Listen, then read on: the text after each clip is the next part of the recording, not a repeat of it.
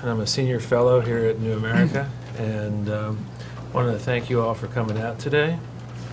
And Eamon Fingleton, who's sitting next to me, he's an old friend of New America, and so it's a special pleasure to welcome him here.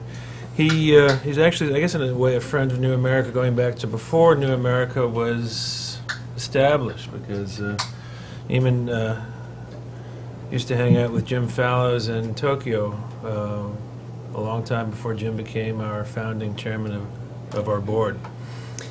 Another reason it's actually it's a pleasure for me to have Eamon here is because Eamon is one of the few people in this town, a few people who come into this town who really have no fear. He just says what he wants to say, and and that's a pretty rare thing in these days. Anyway, a lot of you know Eamon or have followed his career, but I'll just go through some of the basics. Eamon's actually been covering international business and international economics since the mid-1970s. He's been living and working in Asia, mainly in Tokyo, since the mid-1980s. His work over the years, he's written for The Atlantic, New York Times, Washington Post, Harvard Business Review, among many other publications. He has 3 previous major books, the last of which was In Praise of Hard Industries, Why Manufacturing and Not Information Technology is the Key to Future Prosperity. His work has been prescient in a number of ways. Some of you will recollect that Eamon predicted the collapse of the Japanese banking system and the stock market, the asset bubble back in the late 80s. He predicted that in the mid-80s. Eamon, he didn't only just predict the popping of the high-tech boom, he also predicted the shifting of power back to hard industries. This was back in the late 90s. He also predicted the renaissance of Japanese manufacturing, while Americans were sort of focused on the fact that Japan was somehow, washed up in the world. We're here today he's going to be talking about his new book, which is In the Jaws of the Dragon, America's Fate in the Coming Era of Chinese Hegemony. I just received the book yesterday, so I haven't been able to read all the way through, but I think there's obviously a number of unique, original, and vitally important insights in this book. Among the most important of these, I'd say, is the fact that Eamon makes very clear that this is, at its core, a struggle for control of a global system. And he also makes very clear that this is not necessarily something that's going to play out in a military way. This is not necessarily going to play out in some form of war. This is something, he makes very clear how the Chinese are able to exercise their power one company at a time over one person at a time. So, anyway, without any further ado, I'll just turn it over to Eamon.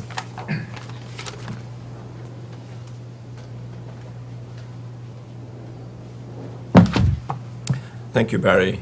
Good afternoon, ladies and gentlemen. It's a great pleasure to be here. I'm particularly grateful to the New America Foundation for giving me this platform. The argument, as Barry has hinted, is a contrarian one, and in East Asian studies these days, there isn't much space given to anything other than the conventional wisdom. This will not, I promise you, be the conventional wisdom.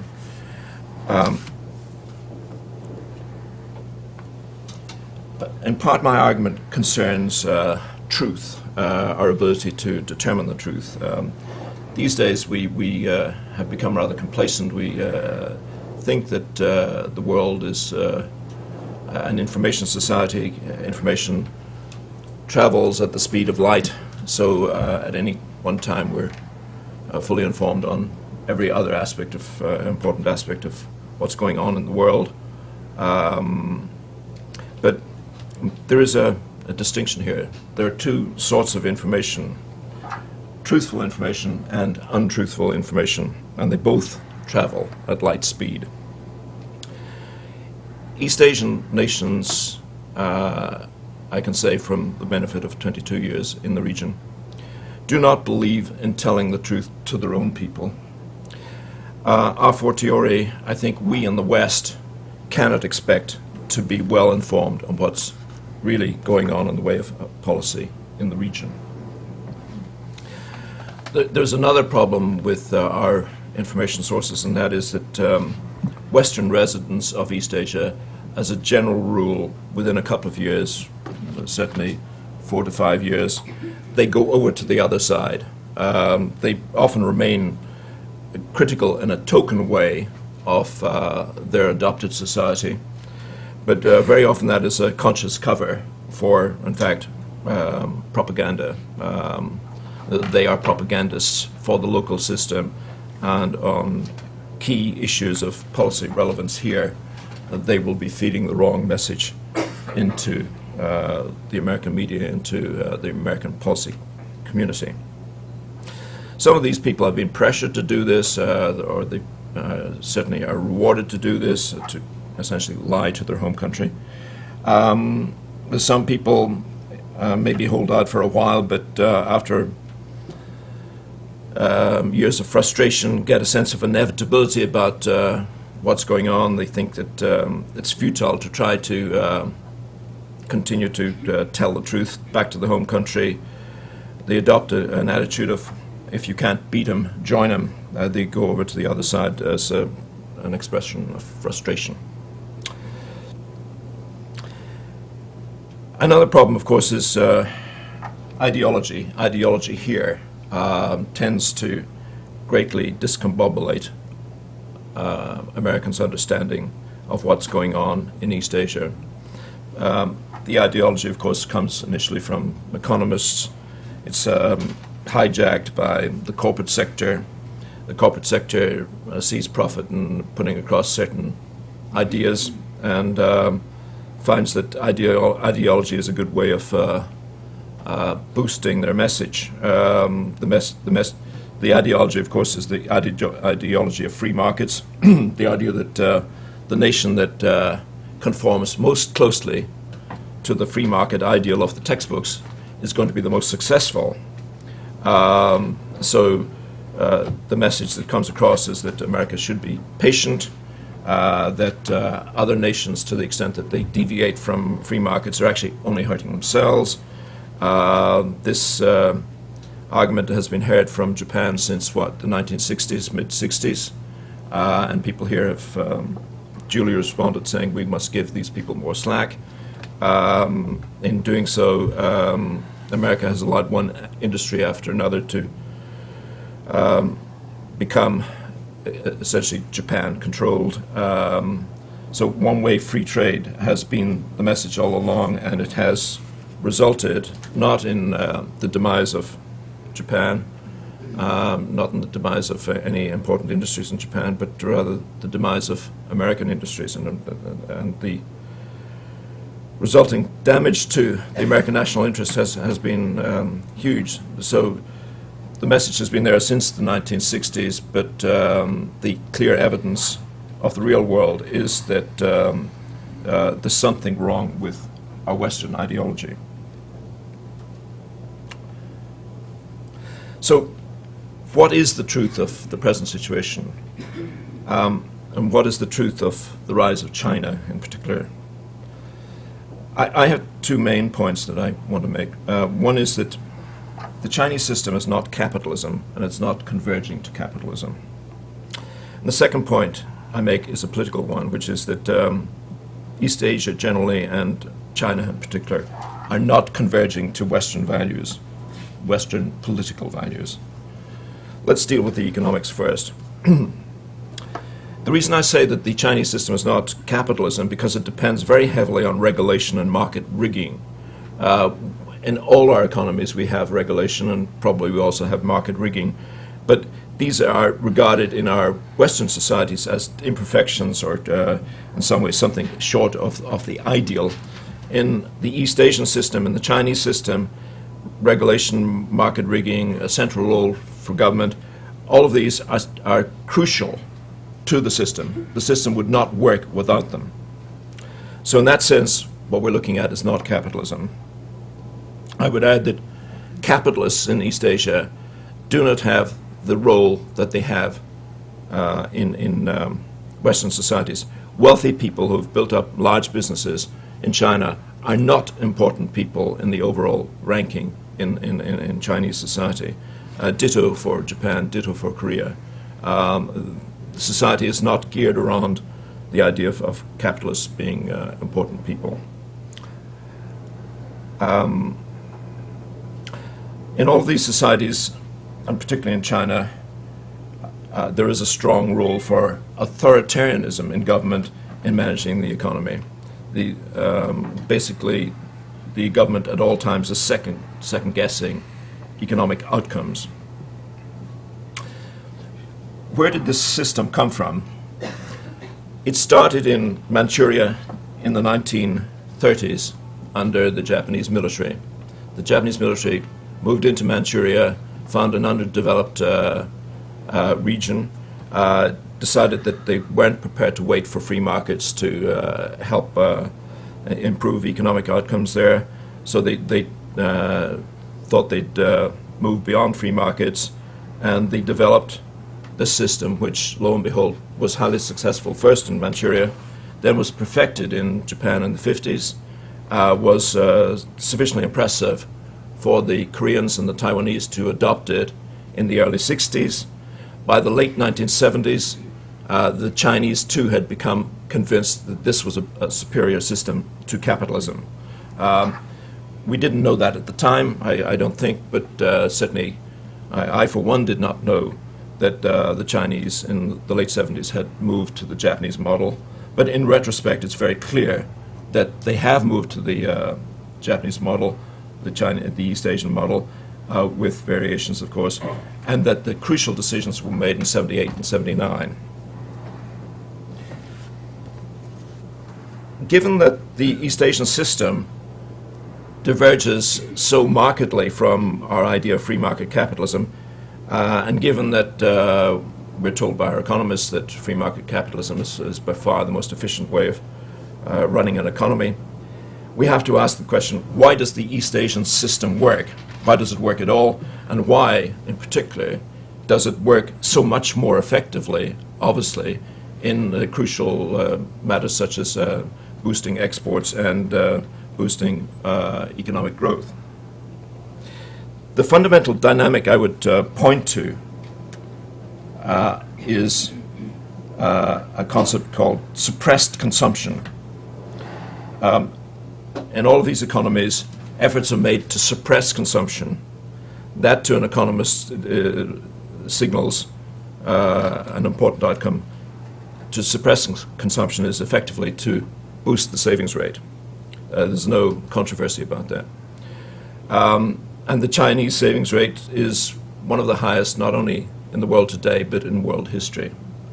40%, 40% of GDP. Phenomenal savings performance, even by the standards of previous East Asian model countries. How is consumption suppressed? There are many, many ways, and we can touch on only a few. Living spaces, for instance, in all East Asian countries tend to be small. Certainly East Asian model countries, I should make that distinction. East Asian model countries tend to have poor housing, certainly small living spaces, very small. And we see that particularly in China today. If you live in a small space, if you live in 20 square meters of area, total apartment area, the chances are you will not use much electricity for heating, for air conditioning, for lighting. You will not have a big demand for Swedish furniture. You will not have to spend much on carpeting. All of your household consumption numbers will probably be lower than they would be if you had a bigger living space. And so the living space alone is a crucial issue. Then we see, for instance, tight credit in all of these countries.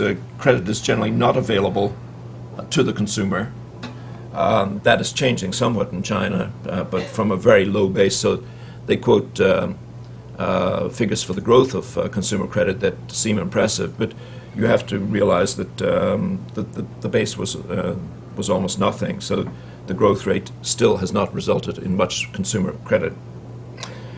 When we as Westerners visit China, we are often impressed by the consumer culture that has developed there. We were impressed, for instance, by the fact that plastic cards are now widely used in China and have been for some time. The plastic cards look the part. Many of them say Visa, for instance, but they're not credit cards. There's a crucial distinction here that is overlooked. They are debit cards. The effect of debit cards is entirely the opposite on the savings rate of credit cards. With a debit card, you have to have the money in your account before you spend, whereas it's the opposite with a credit card. You spend first and find the money later. Continuing on the theme of credit, mortgages are scarce in China. In many cases, people have to save for years and years and years before they can buy a roof over their heads. Again, the situation is changing, but it's changing slowly, and it's obviously under control. The authorities are in no mood to have the sort of mortgage lending that we see in the United States, or have until a few months ago seen in the United States. They will continue to control all forms of credit, including mortgage lending, to keep it low and therefore to boost the savings rate. Another form of suppressed consumption is to simply impose barriers to imports, particularly imports of foreign luxury goods.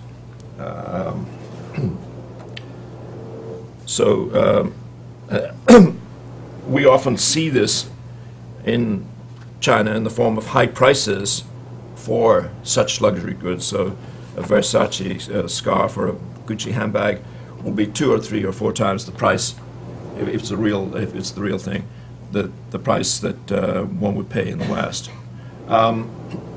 This creates a paradox where people see wealthy Chinese paying huge amounts of money for such luxury goods, and they think, well, how can this be a low consumption, high savings society? Well, the paradox is easily resolved. What's going on there is that, yes, people are spending a lot of money, but they're getting very little consumption for that money. What's going on is that the prices represent huge profit margins for privileged corporations in these societies in China, and the phenomenon is familiar throughout East Asia. The corporations make big profits, basically shooting fish in a barrel type profits. Those profits are creamed off and go into productive investment. So there are 2 types of savings here. One is the individual saving, and the other is corporation saving. To the extent that a corporation makes profits and retains them as opposed to paying them out in dividends, it is saving, and it's adding to the national savings rate. It's one thing to have a high savings rate. It's another thing to make sure that the savings are invested effectively. There is a question here. How are the savings channeled to the right investments? A key dynamic is the use of cartels and the use of price rigging to ensure that those who invest very heavily in the latest technology, production technology, earn a sufficient return on investment to pay the banks and so on. So cartels, again, are prevalent in the East Asian system, and we see them in China.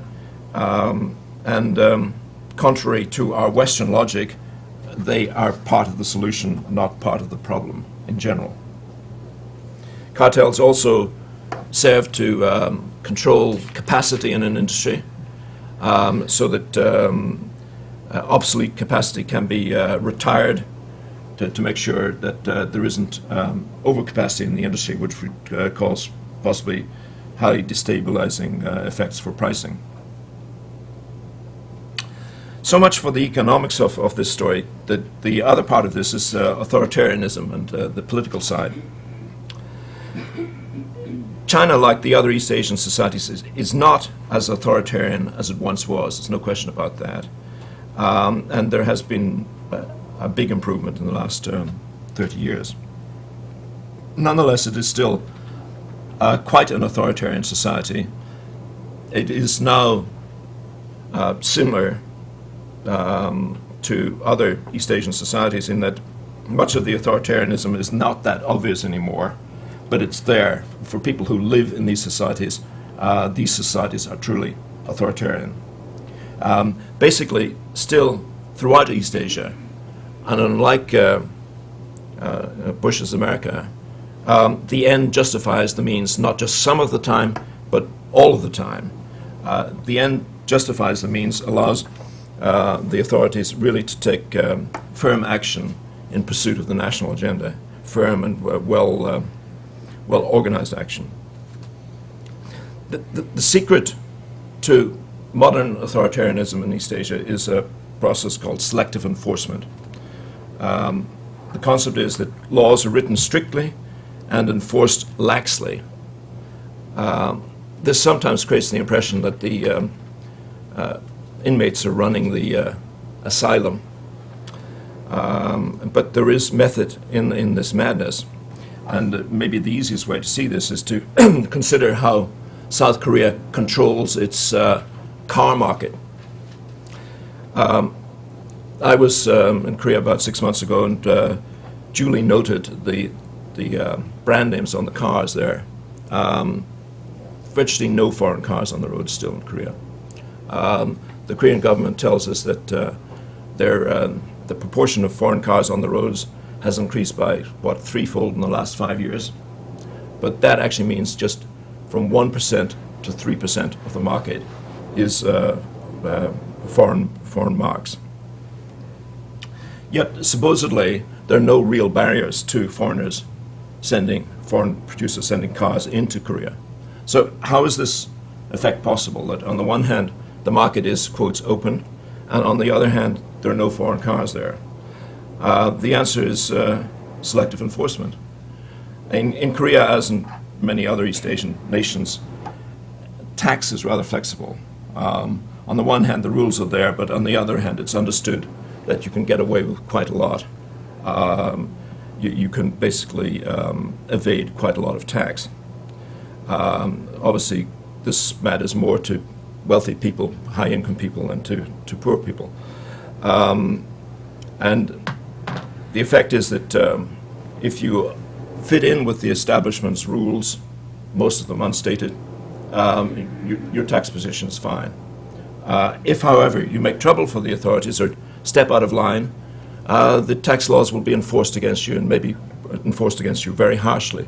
The penalties can certainly include imprisonment, and certainly a harsh audit will take many hours out of your time, and you will feel duly harassed. So the effect is that if you buy a foreign car in Korea, you run the risk of a harsh audit, and most people choose to avoid that risk. Hence, they do not buy foreign cars. They do a lot of other things as well, but the most obvious thing is that they do not buy foreign cars. The tax system is used in China also as a tool of selective enforcement, but there are others. Corruption is an obvious example. In China, more than any other country in East Asia probably, there is a need to bribe. You need to bribe to get anything done there. Yet the theoretical penalties for bribery in China are draconian. They include execution, a bullet in the back of the neck. And those of us who have kept tabs on this know that this penalty is not just there in theory. So on the one hand, most people in China get through the day by bribing and accepting bribes and so on. But on the other hand, those who do not face draconian penalties selectively enforced. In essence, this doesn't look much like democracy to me. And it's hard to see how this system will ever become democratic if they continue to have this selective enforcement mechanism, which, as I say, is not just a Chinese thing, but it's throughout the East Asian region. One of the great things about selective enforcement is that it's so flexible and so precise in its effect. East Asian bureaucrats do not need to write laws very carefully to cover every possible eventuality, to cover, to deal with every possible loophole. They can just give general guidelines and know that their, quotes, guidance will be observed. Officials can be fast on their feet in changing policies, and they pass on their guidance to the relevant entities, typically major corporations and so on, and things get done. So things are flexible and things are done quickly. The authorities at the top have enormous control. This is not to suggest that they control everything, but they control the things that truly matter in terms of economic development.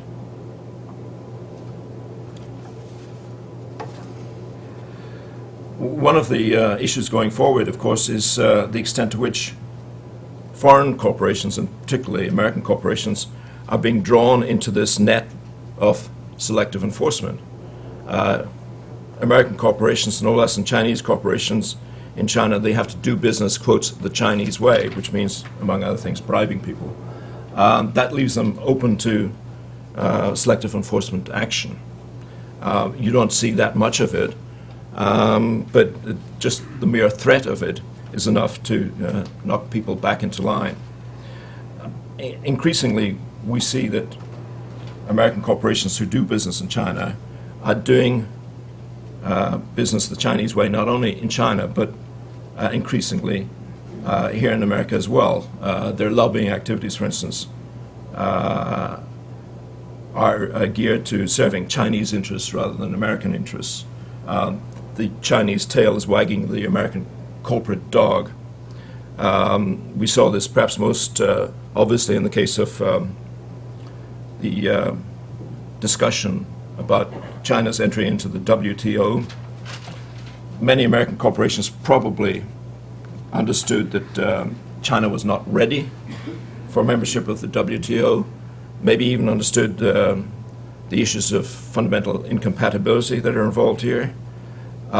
Yet they were more than happy to do Beijing's bidding in pushing the WTO application over the top.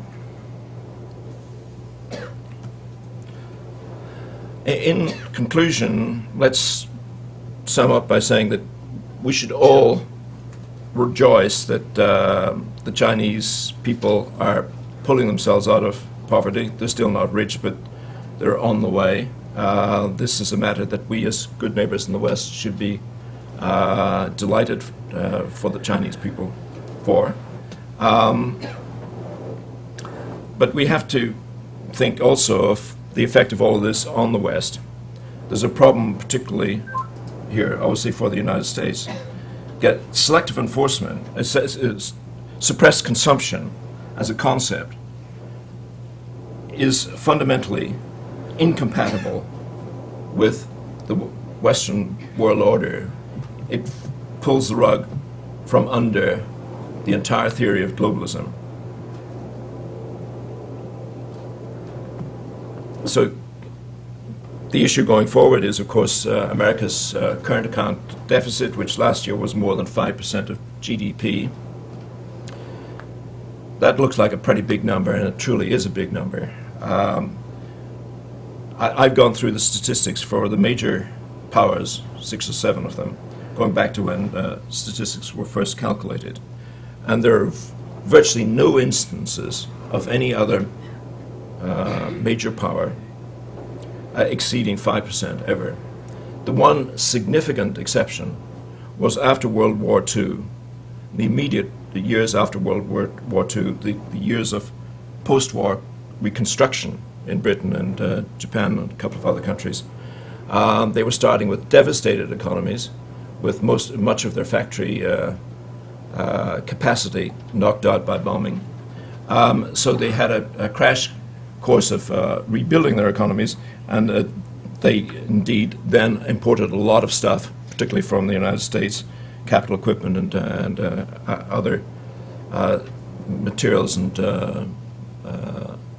products that they couldn't make at home temporarily because of the wartime damage. So, with that exception, we have never seen the size of trade deficits that we're seeing now in the United States. The implications are obvious, surely, that here we have the United States borrowing ever more from China, from a potential rival, even a potentially hostile rival. This is not sustainable. But I have to tell you, I'm pessimistic about the outlook.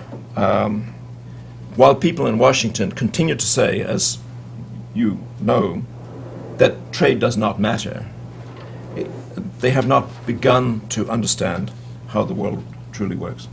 Thank you.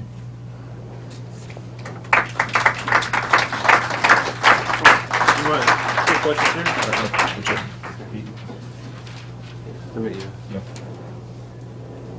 I'm going to let actually Eamon handle his own Q&A, but actually before doing that, I'm going to actually throw a couple questions at you first. I guess the first one, just to, from your point of view, is the problem here really a matter of China acting badly and sort of taking, or and sort of in some way sort of cheating within this global system, or is it really more a matter of American elites acting badly and giving and selling assets that are in the United States, and basically choosing for a variety of reasons not to manage the global system that was developed by their parents and grandparents? And that would be the first question. The second question is, I'm very curious about your view on Japan's role. Having spent 22 years living in Japan, Japan, I assume, even though Japan, you've looked at it a lot in terms of Japan, in some ways, sort of perhaps treating the U.S. generosity, taking advantage of American generosity over the years. And Japan's done very well, but also I assume that Japan, and also to some extent Taiwan, these island nations that are really in between the United States and China, they have little interest in becoming satellite nations within a Chinese empire, because they've done so well within the American system. I assume that they would want to use their sort of island status to manipulate their industrial power in a way to prevent China from taking too much power, and that would be, and specifically, Japan. For instance, the United States has sort of essentially dropped with the 787 with Boeing. We've kind of dropped a lot of skills. We've dropped a lot of technologies. We've kind of lost interest in certain technologies, and the Japanese have picked them up. The 787 is largely a Japanese project. The Taiwan semiconductors, their semiconductor policy is designed specifically to maintain independence from China. So those are my questions. One is is it China acting bad, or is it really the American elite acting bad? And then the second one is the role of Japan and Taiwan. Well, big questions. In assessing responsibility for what's going on, and what we're looking at is truly historic. It seems to me that the trade problem that America has developed now represents one of the major turning points in all history, because it opens the door to leadership passing from the West for the first time in really, truly in history, where we in the West have always had our own system and could live our own lives free of authoritarianism from the East, maybe those who suffered in from Genghis Khan would disagree, but as a general proposition, we didn't have to worry about what went on in East Asia, at least not in terms of how it would affect our lives. So we're looking at a truly historic issue here, fundamental turning point in human history. Who is responsible for this? Well, obviously there are many people involved. Certainly, I don't think that the Chinese have been particularly, the Beijing authorities have been particularly frank in dealing with the West. They are manipulative in dealing with their own people, and I think they've been manipulative here also. Starting with the truth ethic. Certainly the elites here, it's extraordinary to think how elite thinking in this country has changed during my lifetime. I can remember a bit the 50s, and I grew up in Europe, and I know how we in Europe looked, the light in which we looked at the United States in those days, and how advanced America seemed then. The country I was born in, Ireland, was perhaps at a level of 1/5 of American per capita income then. Today, the per capita income is higher than in the United States. There has been something truly phenomenal going on here that has never been explained, and the elites here are surely responsible, at least to the extent that they have not asked the questions. So yes, we can blame the elites here. We can blame the economists in the first instance. We can blame the media. We can blame the corporations, the Jack Welches of this world. It seems to me that maybe one of the turning points, a minor one but a significant and interesting one, was when General Electric decided that it was no longer necessary for executives to drive company cars made in the United States. That change in the rules came maybe in the 1980s, maybe in the 1970s. At some point, the American corporation decided it was no longer American. That it was never announced at the time, but that decision was a historic decision. It was a decision. In each corporation, decisions were made that were quite consciously made. So yes, there is an interesting question of what were the reasons behind these decisions. You mentioned Japan and Taiwan and so on. In my view, Japan would much rather have China as the world superpower than the United States. I know that almost everybody in this room will find that a stunning statement. On the one hand, the impression of Sino-Japanese relations is of constant bickering. But on the other hand, if you look beyond truly theatrical issues such as Yasukuni, and you look at what the policymakers are really doing, what policies is Japan following, what policies are the Chinese, are the top officials in Beijing following. Look at that, and you see a contradiction. On the one hand, yes, bickering on the surface, which gets all the press here. On the other hand, enormous cooperation between these two East Asian powers. Clearly, very conscious, very carefully calibrated cooperation. The most obvious is aid. Japan's foreign aid budget, in many years recently, has been the highest in the world. The major beneficiary of Japan's aid has been China, by far the biggest beneficiary in the last 30 years. That doesn't get publicity here, but it is a fundamental indication of where Japan's priorities lie. Japan could, for instance, advance aid to Russia. It could advance aid to Brazil. It could advance aid to Argentina, the whole Latin America, Mexico. Its aid goes to China. That's telling you something. And eight is just the most obvious of a whole laundry list of areas where Japan favors China and favors it very consciously as a matter of national policy. Technology transfer. Where did the Chinese get their first technology to make semiconductors? Japan. It was offered to them on a plate by Fujitsu and other Japanese companies as a matter of Japanese policy. Where did they get steel technology? Again, Japan. Many technologies have been given to China that would not be given to any other country at that level of development, or probably any other country at all. I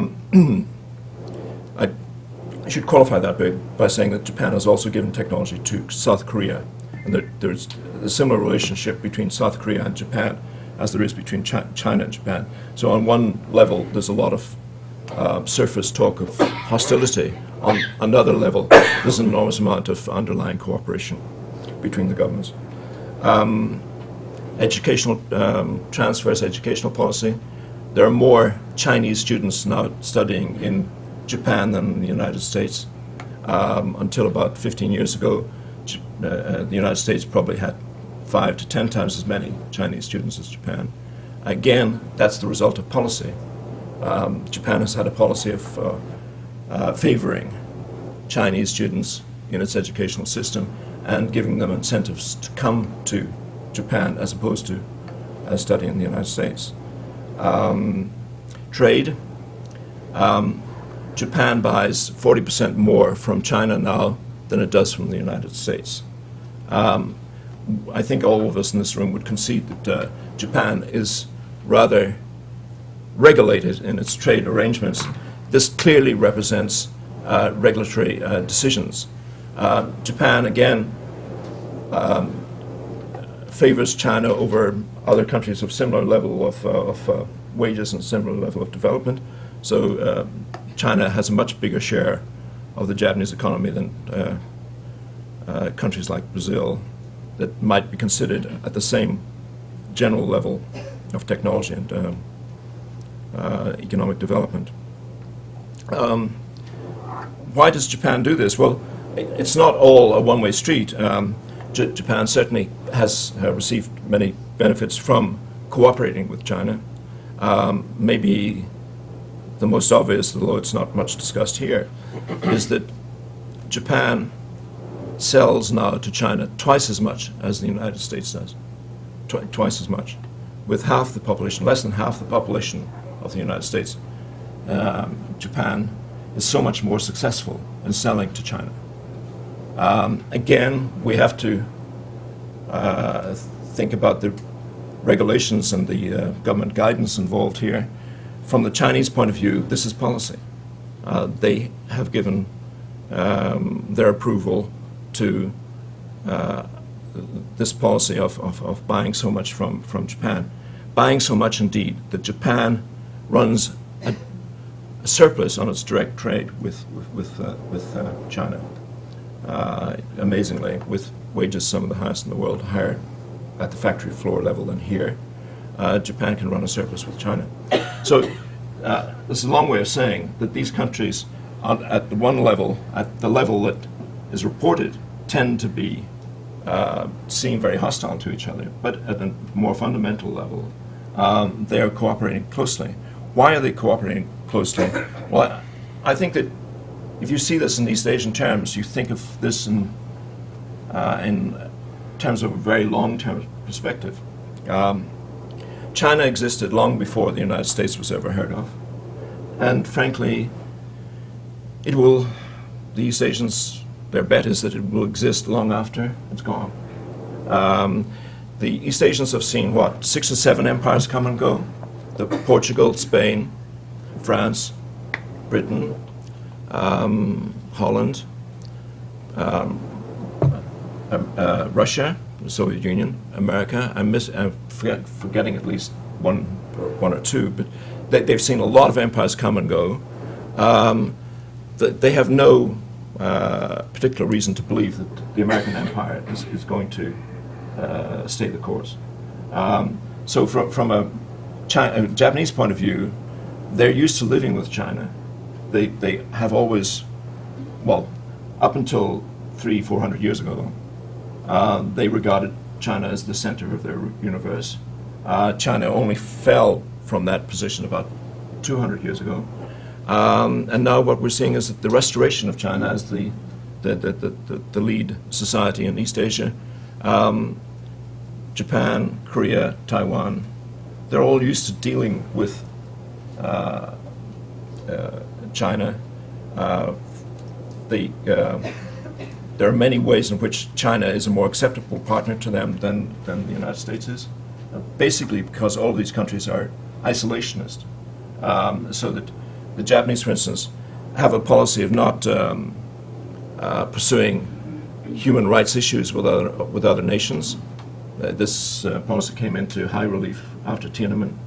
I forgot to mention, of course, that Japan was China's biggest supporter for the WTO nomination, for the WTO application. It was behind the scenes. It rarely said anything for public consumption, but Japan was there for China all the way, and specifically was there on the human rights issue from the get-go, but particularly after Tiananmen. Japan's policy was to project into the West this idea that trade and human rights should be delinked. That came from Japan, and that was a crucial issue for the Chinese, a major favor for them. So again, but to conclude my point on this, because these countries are isolationist, they get on with each other in a way, they don't irritate each other in the way that America's philosophy of globalism is actually a major irritant for all of these countries. And they have to put on a show, they feel they have to put on a show to deal with America. They have to pretend to be democratic in the case of Korea and Japan. They're under pressure in China to bring in democracy. That's to say that's an irritation is an understatement for the authorities in China. So this isolationism works well for all these countries. They keep out of each other's domestic affairs. So anyhow. Yeah. The title of your book almost implies certain policy prescriptions, given this situation. What would those be? Well, here we get controversial. I think the word is tariffs. It's a banned word in polite circles, but well, what is the alternative? I suggest tariffs for two reasons. One is economic, and the other is political.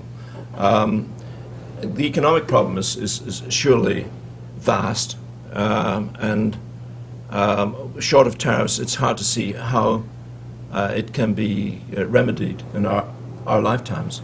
We're looking at for the United States now to balance its trade, it would probably have to increase its working force in manufacturing by about 35-40%. And all of these new jobs would have to be ultra high level advanced manufacturing jobs. They would have to be highly capital intensive, highly know-how intensive. So how does the United States balance its trade given the structural implications? The basic issue is that trade deficits are now baked into the American industrial structure. Some very drastic remedy is needed, and I don't see other remedy than tariffs. Tariffs are needed at another level because politically these systems are incompatible. The Western system and the East Asian system are not compatible. And the suggestion of tariffs is not put forward in any sense of hostility or anger. It's simply a recognition that they have a different system and that the two systems working together will create enormous tensions. So let's just at the outset say, you have your system, we have ours. This was the attitude that America brought to the Soviet Union in the old days. And it seems to me that the same logic exactly applies in the case of the current version of Chinese ideology, East Asian ideology. There is a a fundamental incompatibility. So let's agree that good fences make good neighbors. I have a question about just kind of methodology. Yeah. I mean, I guess I've spent 5 years of my life living in East Asia, in Beijing and Harbin and Hong Kong, Yeah. Singapore. Yeah. And I found that the economic, political, and social systems in all of these places is very different. I haven't had the privilege of living in Korea and Japan, and certainly haven't lived in East Asia as long as you have. Mm. But I find from my time there and from my studies, you know, in college and here at the New America Foundation, that these systems are quite different. So I wonder, my question is, how is it, you know, what method do you approach these kind of lumping East Asia all together as one, and how have you found time to study each of these areas in such depth that then you can, I guess, assume that they're so like each other? Well, let's all agree up front that none of us can see everything that's going on in China, let alone everything that's going on in East Asia.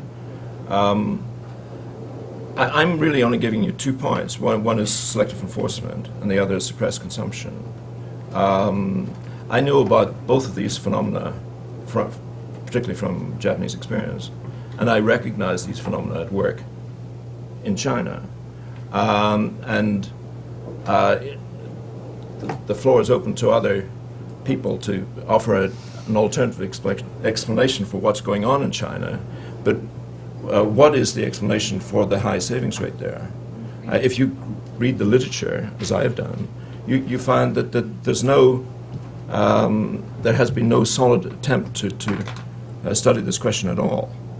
But Paul Krugman wrote something about the savings rate in China, and he concluded that the savings rate was, he looked at the Chinese system, and he said, this was about 10 years ago, his conclusion was that China was basically on the free market system, and that its economic outperformance was attributable simply to one thing, the high savings rate. And he took the high savings rate as simply given and never thought to question it. Never thought to ask, why is this savings rate so much higher than in the West? Indeed, why has it risen in the period of China's economic emergence? He was not asking the fundamental question, why is the savings rate so high? You may be better informed than I am on this, but I'm not aware of anybody who's really done a serious study on the savings rate in East Asia. But to complete the point on that, the idea of suppressed consumption is not my idea. This idea came from the U.S. government during World War II. The U.S. government during World War II suppressed consumption deliberately as a way of stimulating the savings rate and moving the money into the armaments industry. The documentation on that comes from J.K. Galbraith, who actually worked in the U.S. government at the time. In the second instance,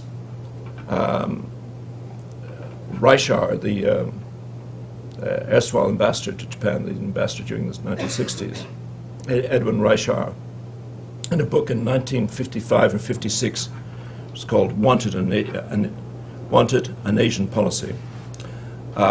He talked about suppressed consumption as the method by which all of these countries, he was talking not just about Japan, but about the entire region. He said they will develop by suppressing consumption. It's in that book. To answer your question, I don't know everything about these societies, but I do know that suppressed consumption is a key dynamic, and that information alone has huge policy implications. Thank you. I enjoyed your remarks very much. I've had a look at your book, not all of it, but good portions of it. And I've got 2 questions. One of them has to do with the consumer culture, and the other has to do with the party.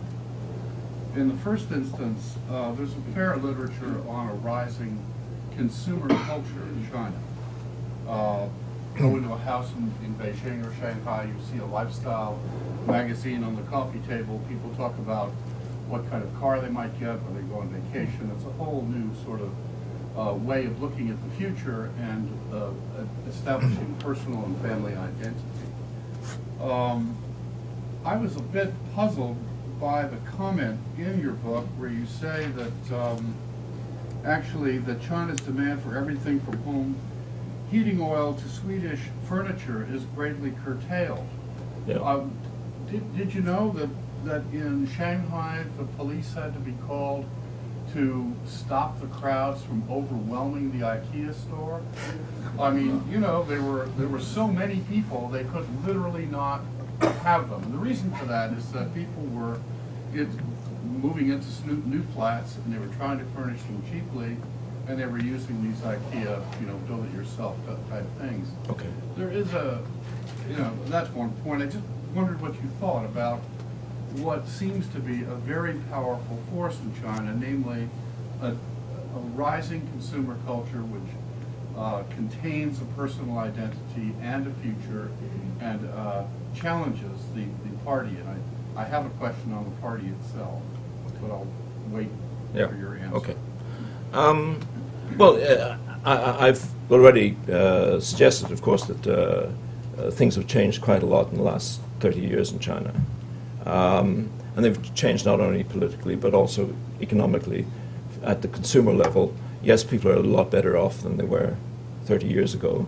And yes, if you're a Westerner and you visit Beijing, and you're dealing with top-level people, Beijing university graduates or whatever, you will certainly see a sophisticated level of consumption among the people you know there.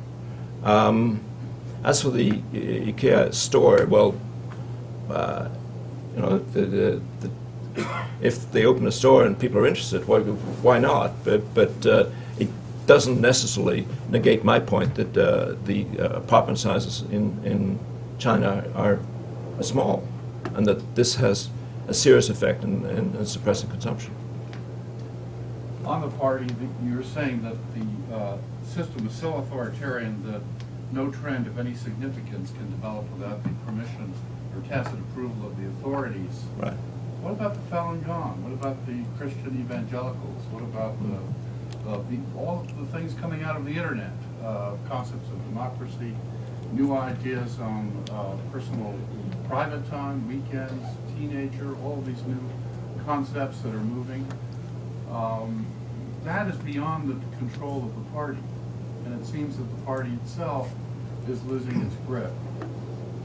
The Falun Gong is maybe the most important point in what you've said. The Falun Gong certainly is an amazing phenomenon. And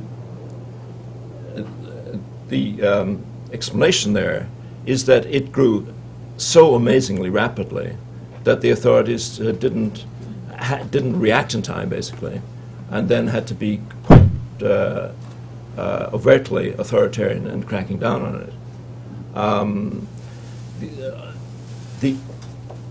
It's the exception that proves the rule. But basically, in China, the freedom of association is not conceded. Every organization has to be subject to the party. The Falun Gong was an exception, and they thought it was just a matter of people doing exercises and so on. When the Falun Gong became political, started looking like a political entity, they cracked down on it very fast.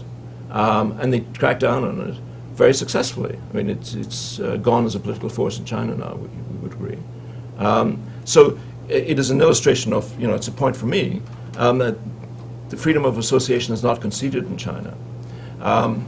These days, with technology, it is easier and easier for an authoritarian government to enforce this rule of blocking people associating together beyond a certain size. If you wanted to set up a new political party in China, you would find it hard to do so without having email, without communicating with supporters by email, talking to them on the phone. 100 years ago, it was possible for all sorts of dissident groups to get off the ground without the authorities really becoming aware of them until blood was shed. These days, most of the time they can spot emerging dissidents very, very rapidly and make sure that they do not coalesce into a major political force. Any major political force would have to have, for instance, newspapers as well. They control the press. All press organs have to be essentially state-controlled. So everywhere there is control. Freedom of association, freedom of speech is ultimately controlled. On the internet, Jim Fallows in the current issue of The Atlantic has a major piece on how the internet is controlled. Again, you can say that, well, there are exceptions, and no question there are exceptions. But it's the general tendency that we're talking about. The number of websites that are truly free in China, I'm not aware of any. Perhaps you're aware of some, but basically they're all under control. New ones may pop up, but they get shut down pretty rapidly.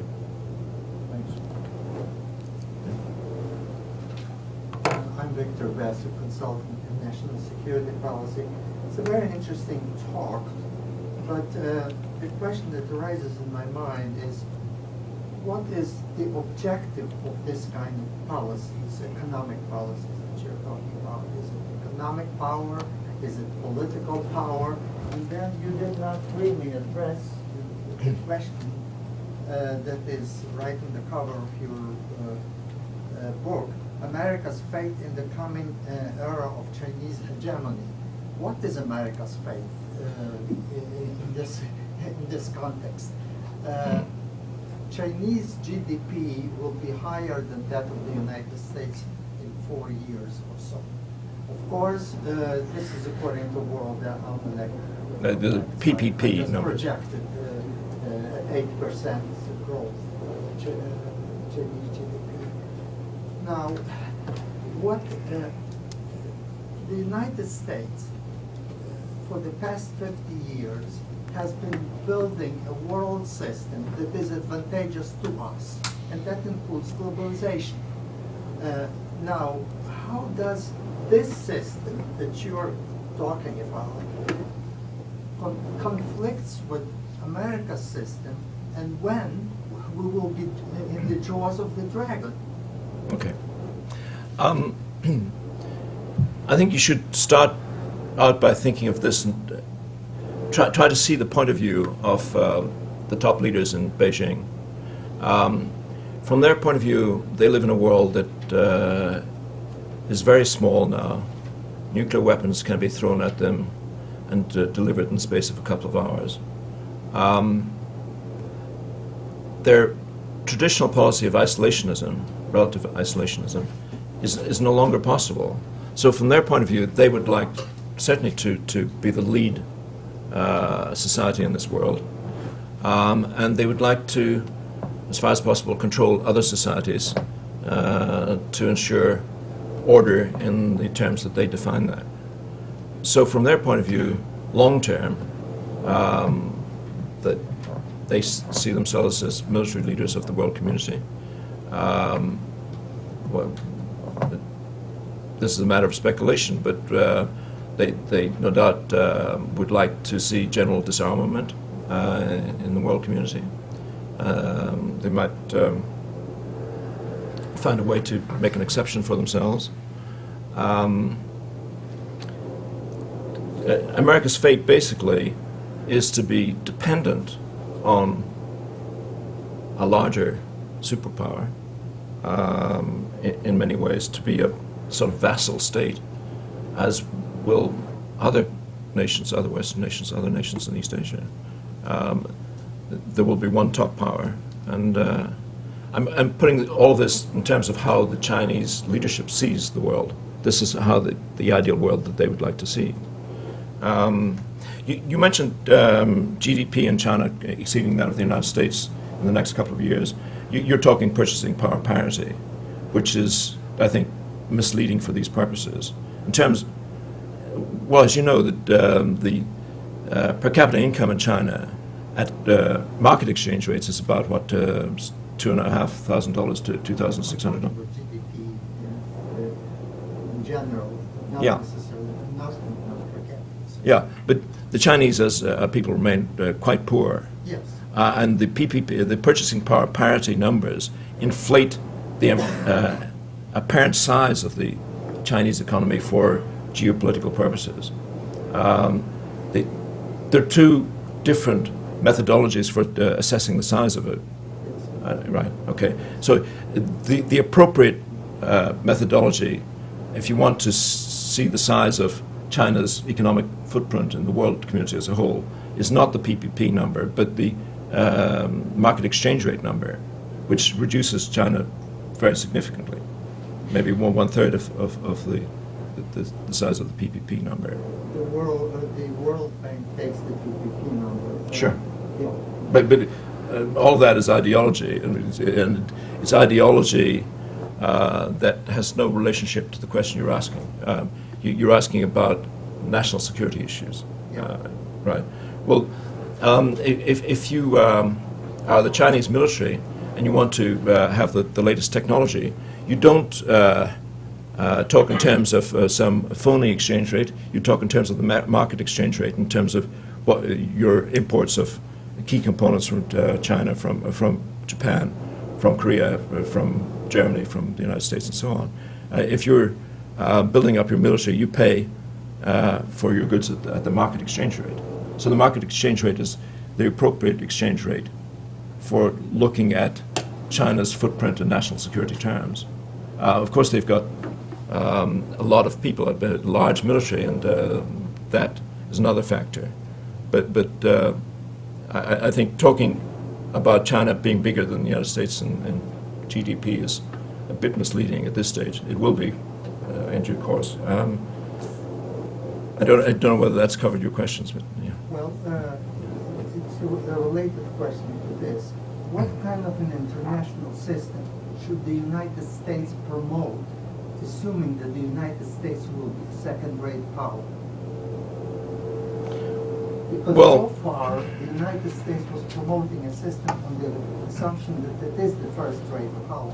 Yeah. Now, it's not going to work in the light of the rise of China.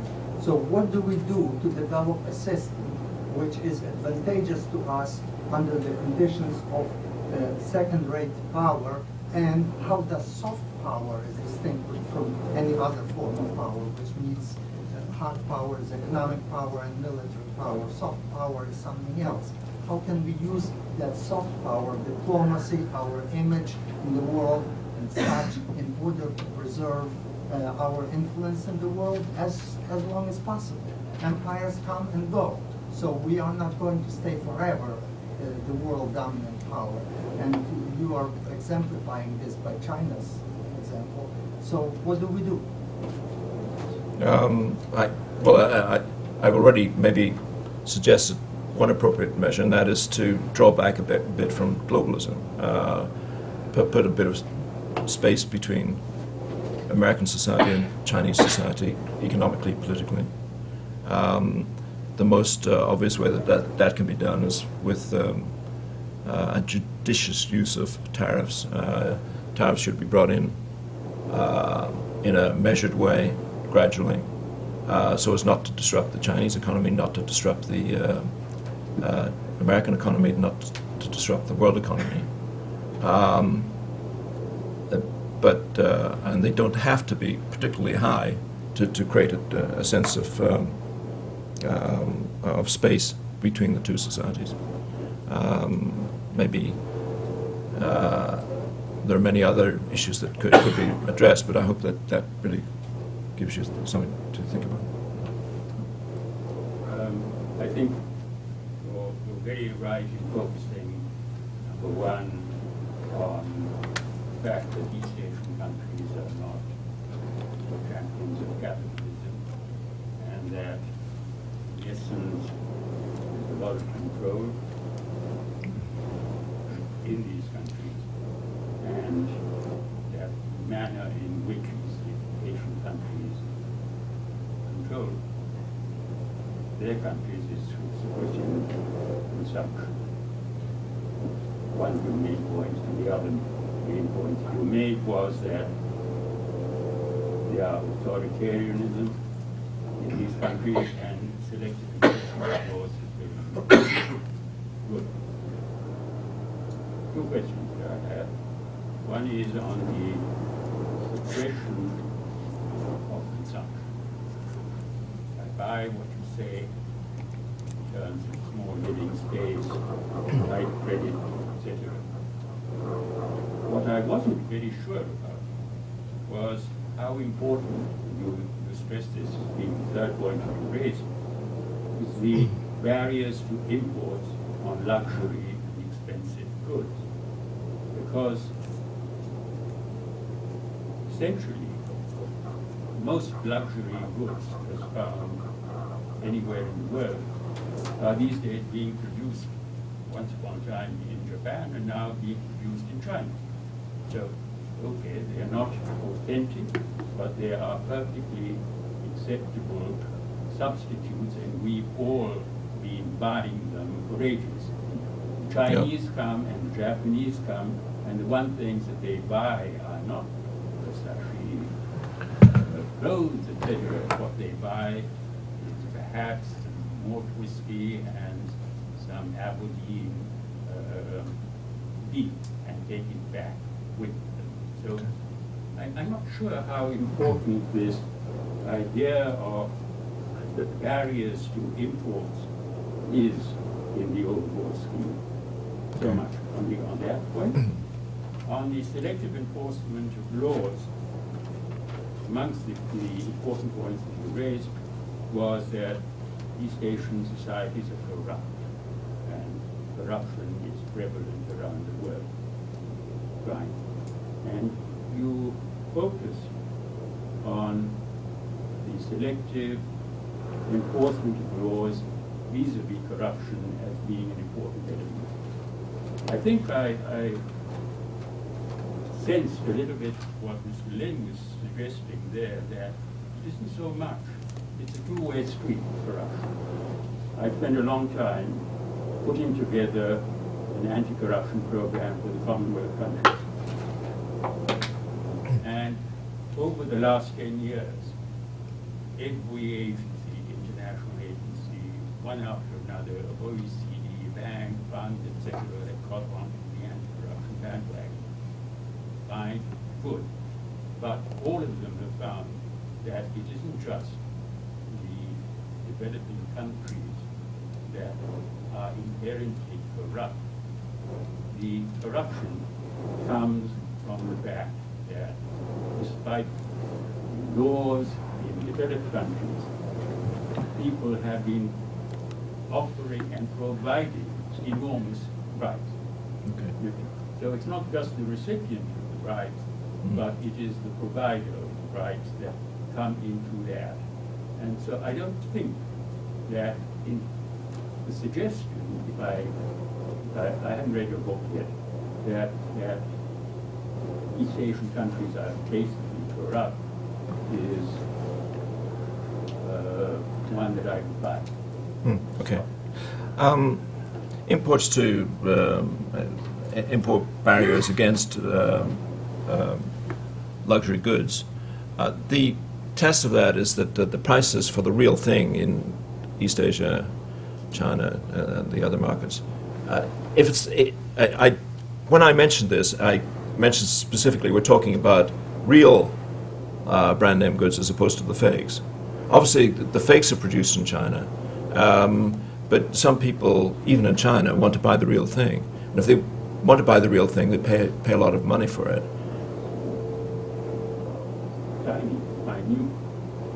But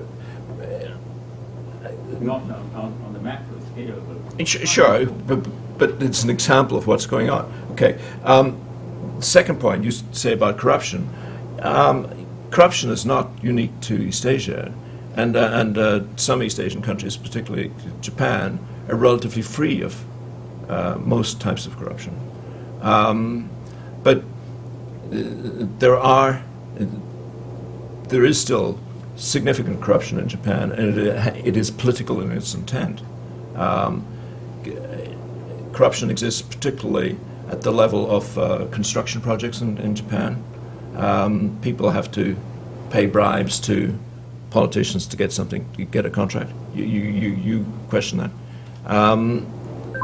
This is the conventional view I'm putting to you, and I see no reason why in this instance it's wrong. But Much as prevalent, much more so in Africa than it is in Sure. East Asia or in South Asia. right, but the basic issue is that East Asian societies are built on the proposition that certain sorts of illegal activity is acceptable within reason, but is selectively enforced against where the authorities want a tool to crack down on people. So even in Japan, where there's very little overt corruption, they still do have the ability to crack down on certain sorts of corruption that are inbuilt into the system and are intended precisely for this selective enforcement mechanism to work. So the bureaucrats in Japan control the politicians via selective enforcement. So the general principle is there. Yeah. When you say, Julia Liu, Yes. I used to work for Lucky, when you say suppress the consumption, do you mean low consumption? That's Well, different, right? The sure. reason I ask that is, I observe, the American Asian in this country, the first generation usually are much more frugal. Yes. Because you have the memory of poverty. Yeah. So you don't spend that much money. Right. But by the time you get to the second generation, there's no difference. So maybe when China become more, or other countries become more affluent, maybe that consumption, that intention can be Yeah. changed.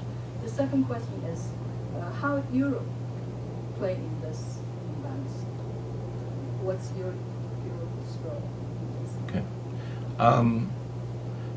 Your point about second generation people of East Asian background in America is well taken. There may be a cultural factor involved here as well. But I think immigrants as a category probably are under consumers relative to the population as a whole in the United States. I think that immigrants as a category have many distinctive qualities about them. They tend to, it is quite an effort to pull up your roots and go to another country for any immigrant from any part of the world. Obviously, the psychology is different, and maybe one part of the psychology is a more frugal view of consumption, and maybe a more long-term view of one's commitments and responsibilities. Even before you take, we're down to the last couple of minutes, Yeah. there's a bunch of questions, so you might Yeah. want to just take 3 or 4 questions at a time. Yeah. And finish the question about Europe. Yeah. And then sort of try and wrap it up relatively quickly. I Okay. mean, I think, that one issue about corruption, I think that we ended up getting a little bit off, which I think the issue that Eamon was trying to focus on was the degree to which individual companies are captured. And then those individual companies end up being agents of, individual corporations end up being agents of another political entity, and they operate here. And I think that's, this mechanism, corruption, the dynamic that Eamon was talking about is one of the mechanisms by which that happens. But I think the key thing to focus on is the degree to which individual firms are captured, individual people are captured. But anyway, go ahead. Yep. Okay. So. Yeah, Dave Fitzgerald, private consultant. I'd like to get your view of the popular argument for many China watchers, which is that continued economic growth in China will eventually lead to an opening of that society Right. to a point where more normal, peaceful approaches to interaction with China will be a sort of standard. They often point to the development in Japan, development in Korea, Taiwan, as examples of that type of economic trends, which over the decades eventually brings about some sort of political opening. Right. Do you buy that at all? But why don't you grab Yeah. 2 or Okay. 3 more questions? and Right. then- Okay. Policy response, if you have one, to the other side of the question from the tariff solution. and that's a response to the way China will start using its built-up capital, like the $1 billion it just put up to buy in a $2.5 billion Intel plant. Yeah. Okay. Increasing consumption will lead to political, increasing prosperity will lead to political liberalization. Maybe there's something in that. But I think that you have to look at it again from the point of view of the people in control. From their point of view, they're prepared to allow certain sorts of liberalization, and we've seen liberalization in China, and we've seen liberalization elsewhere in the region. But the mindset is different. The mindset is that they want to remain in control. So always there will be an attempt to keep it within acceptable limits. And the authorities, it seems to me, thanks to technology, have an easier task now than ever before in maintaining control, being very precise in the degree to which they can control society. So they can listen into phone calls, they can read people's email.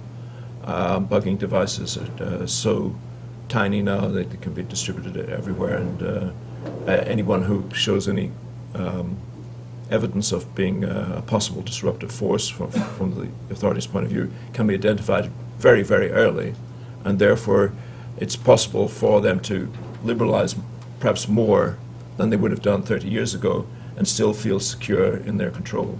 That's how I'd answer that.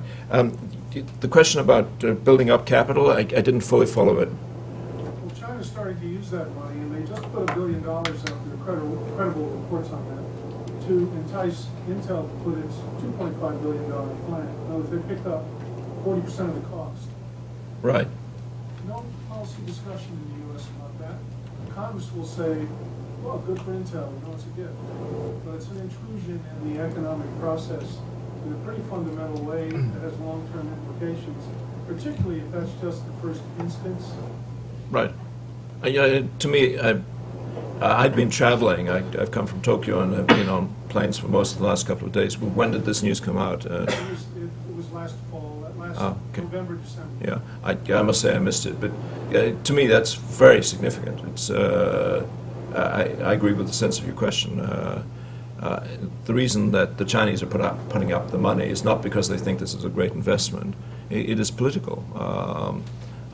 They're establishing a precedent that can be used in other situations, and they're establishing a degree of intimate understanding of Intel that will probably lead to technology transfers in the future, things like that. So there is an agenda there that's more than economic, more than a normal stock market investor's mechanism. Yeah, so.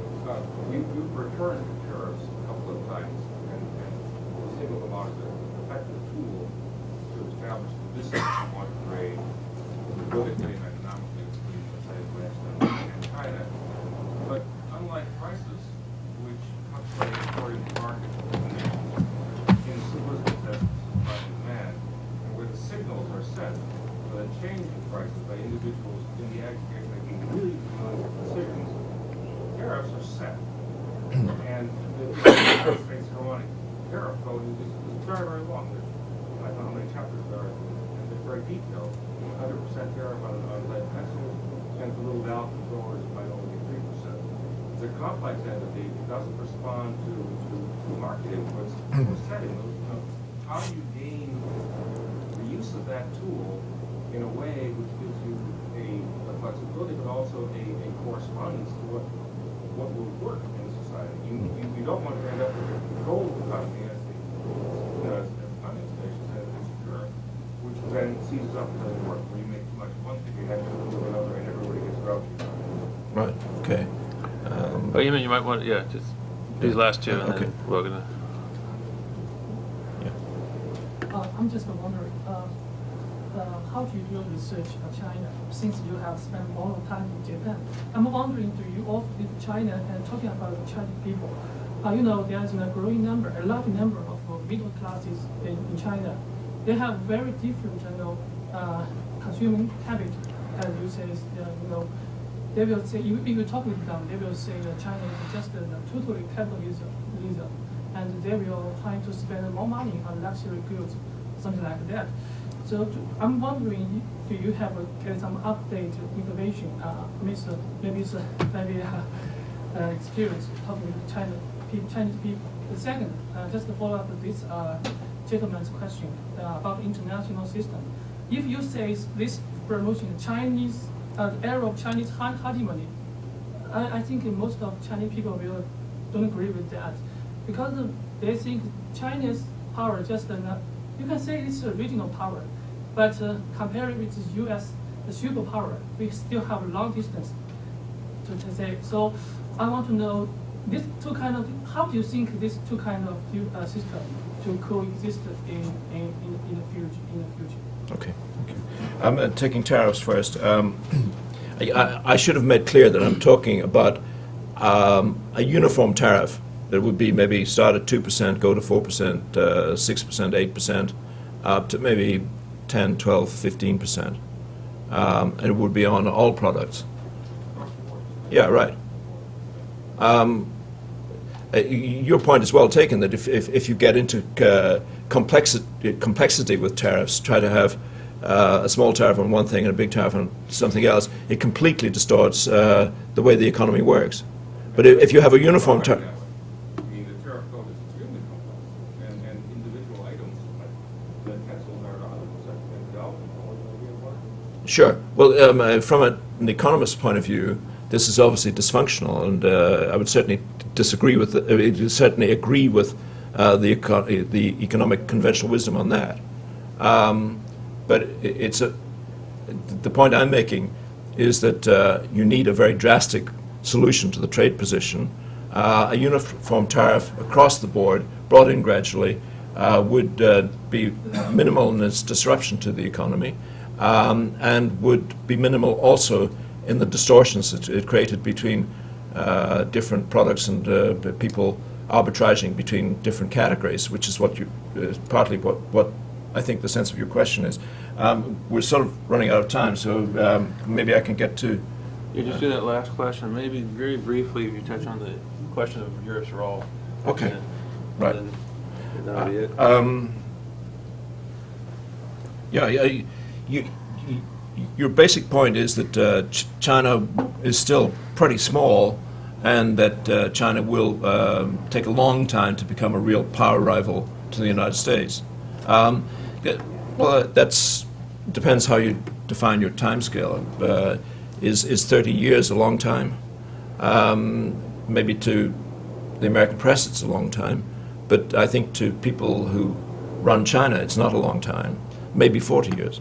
But it's within the lifespan of most people in this room. It's coming up pretty soon. You are, I sense, Chinese by background? I'm Chinese. Yes. Okay. I'm just from India. Yeah, but it seems to me that maybe you can put yourself into the position of the top leaders in Beijing more easily than I can. Surely they do not want to be second to any other power in the long run. Would you concede that? But do you think they can coexist in the world? Because China has pursued, they have the peaceful development theory, for Okay. world order. Okay, forget it. Just go to the research method of your research method. Well, I've explained that basically I'm looking at economic statistics. I have not spent that much time in China. I first went there in 1986, so I have some perspective on China. Do I go around China asking questions? No, because there is a problem in asking questions in China. If you're a foreigner, you do not get necessarily a very truthful answer. You can certainly acquire a lot of information by simple observation, but if you go to top officials, you have to filter everything that's said. And indeed, it's very difficult to get access to the top in China, as you know, even for correspondents based in Beijing for many years. They've never met the top leaders.